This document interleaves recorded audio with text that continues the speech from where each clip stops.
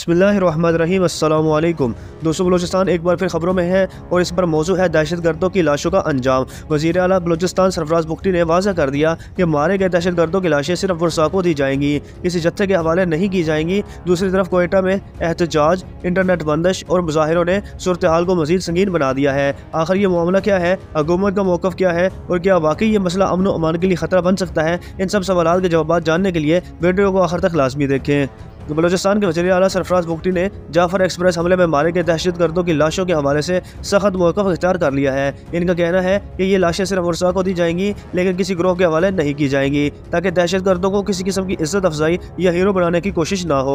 Balochistan assembly में खिताब के दौरान वज़ीर आला ने इंकशाफ किया कि जब ये लाशें सिविल हस्पताल कोयटा लाई गई तो कुछ काबिल शनाख्ती जबकि कुछ नाकाबिल शनाख्ती, जिन्हें DNA नमूने लेकर दफना दिया गया। ताहम कल एक मुश्तइल हजूम ने अस्पताल से लाशें ले जाने की कोशिश की, जिस पर हुकूमत ने सख्त एक्शन लिया और लाशें किसी गैर मुतल्लका अफराद के हवाले न करने का ऐलान किया। ये मामला सिर्फ अस्पताल और असम्बली तक महदूद नहीं रहा, बल्कि कोयटा में मुजाहरे भी फूट पड़े हैं।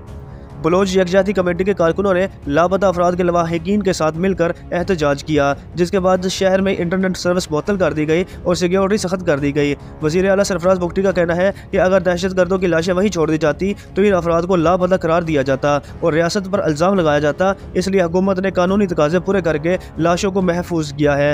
दूसरी जानब बलोच यकजहती कमेटी और हिज़्ब इख्तिलाफ के अरकान ने इल्ज़ाम आयद किया कि लाशों की शनाख्त के बगैर दफनाना इंसानी हकूक़ की खिलाफ वर्जी है और ये तर्ज अमल बलूचिस्तान में मज़ीद कुशीदगी का सबब बन सकता है।